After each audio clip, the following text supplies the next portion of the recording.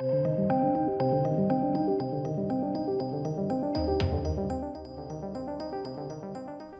welcome back to the channel, ladies and gentlemen. Now, we're going to be looking at a very specific part of this news.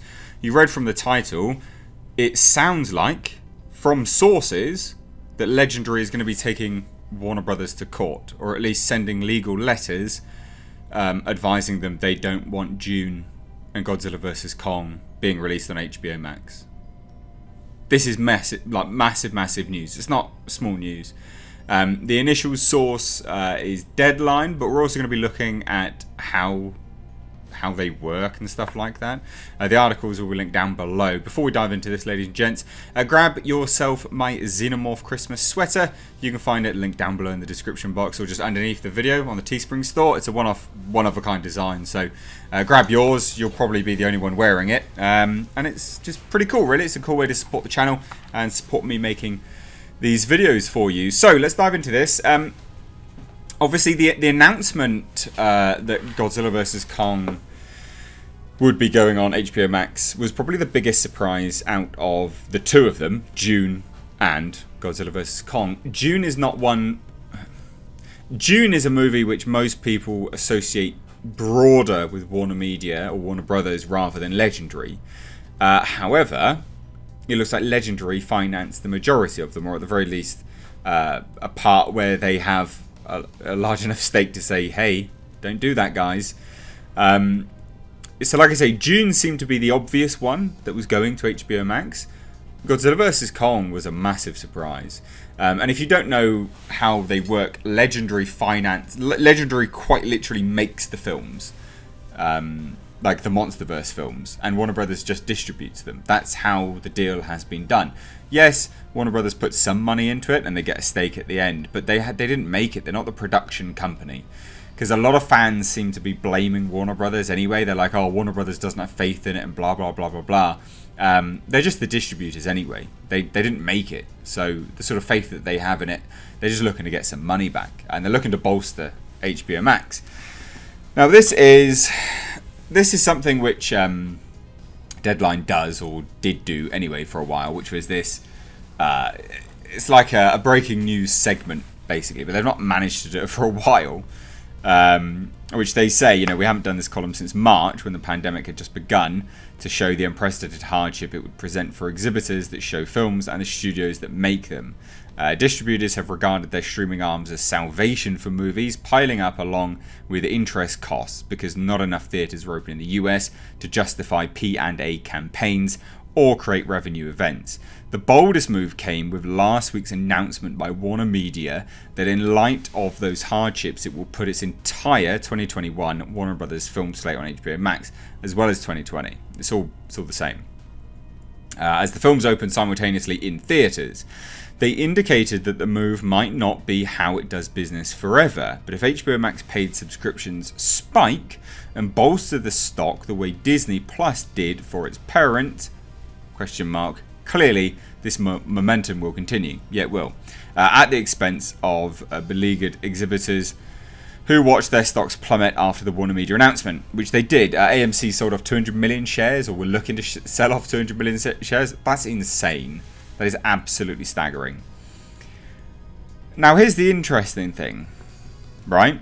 Because we'd already had the Wonder Woman announcement. But the interesting thing is as it comes down to here, right? I'm hearing, Deadline, that Legendary Entertainment either has or will send legal letters to Warner Brothers as soon as today, the 12th, the 7th of December. And that is to challenge the decision to put Dune onto HBO Max and also Godzilla vs. Kong. Now, on the latter, Legendary reportedly had Netflix ready to pull the film from Warner Brothers for around $250 million before Warner Media blocked it. Now, that was widely reported. I did a video on that, and it didn't seem that staggering at the time because I was like, well, of course Warner Media would block it. They're the distributors. But this is probably because they're not paying Legendary anything. I would imagine, anyway. Now, sources said Legendary had no advance notice before last week's announcement that both Dune and Godzilla vs. Kong were going to be part of HBO Max's plan. That's not how you do business, Warner Media. What are you doing? They're well within their rights to launch legalities then, aren't they? Now, Legendary certainly seems to have the right to challenge Warner Media on its decision. Legendary and its partners, so the financiers, provided 75% of the 165 million or so net budget of Dune. That's way smaller than I thought it would be. And the Denis Villeneuve directed adaptation of the Frank Herbert novel that was envisioned to be the first of multiple films exploiting the 6-novel series. And it also put up a similar amount of the funding on the Godzilla vs. Kong film. So they have the majority share, the majority stake. They control it as a business asset anyway, surely. Now, will the long-term viability of the franchise be tarnished by starting out as an HBO Max offering? Now, that's the question. So, the biggest question here, right, is Legendary within their rights to do this? Yes, they are. They paid for the majority of these films. They made the films. Warner Media just released them. Now, if they're having people offer money for the films, they're not going to want to, go down a route where they're not going to get money. What's the deal that they have with Warner Media if they just put it on subscription? Do they get a share of that? How does that work? So many questions to be answered, but real bad move by Warner Media. And it also shows the utter desperation of Warner Brothers for their failing HBO Max. Because it is failing. It's floundering away. And that's terrible. And they are right. They are right to question Dune on HBO Max. I don't think it's the right place to watch either of these movies. I said that before. Now, the article continues and says, I've spoken to numerous deal makers with skin in the game here, and none were happy. They understood Warner Brothers was in a tough spot, movies on a shelf accumulating interest costs, though interest is low right now, and the likelihood of half a year or more of the kind of paltry attendance that hobbled the studio's Christopher Nolan film Tenet before the theatrical market comes back with a glut of product. But a vaccine is just around the corner, and some said that they were upset that Warner Brothers announced a full year of movies to HBO Max instead of leaving open the possibility that the experiment would end if movie going rebounds after a vaccine eradicates the pandemic. They believe it was to make a statement to Wall Street about the overriding importance of HBO Max subscribers. Oof, that's a damning statement there, isn't it? From industry insiders from Deadline, that they did this just to boost their HBO Max stock. And that's what we've all, like a lot of YouTube commentators have been saying for a while now, is that they're floundering, they needed to boost it, and that's a way to boost it, just by, leveraging sort of interest in the equity in the stock and things like that.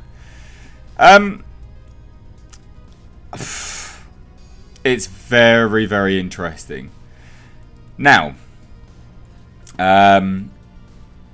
yeah. So, we get this comment here from Bart. The sticking point was not just the message, it was also in who was delivering the message. Warner's big movies henceforth would open simultaneously on HBO Max and in theatres, but likely streamed for only a month, and then the formula would change at the end of a year, maybe all of which left moviegoers wondering, should I see that blockbuster in theatre or wait? Exactly. Which brings us back to this question, who's delivering the sort of ambiguous message? Answer, it's not the chief of Warner's, it's the chief of AT&T, which runs Warner's. This could see it absolutely break down. Now, this was a relatively new relationship that Legendary had with Warner Brothers. This was in 2018, so 2 years, and it's gone to put. So Legendary Entertainment will likely leave its distributing and co-financing pact with Universal Studios. They already have. Early, and that was according to multiple insiders, the company behind Godzilla and Kong Skull Island is decamping for Warner Brothers, its former home. So they were with Warner Brothers, they went to Universal, now they're back with Warner Brothers again. I would imagine they're probably going to want to leave.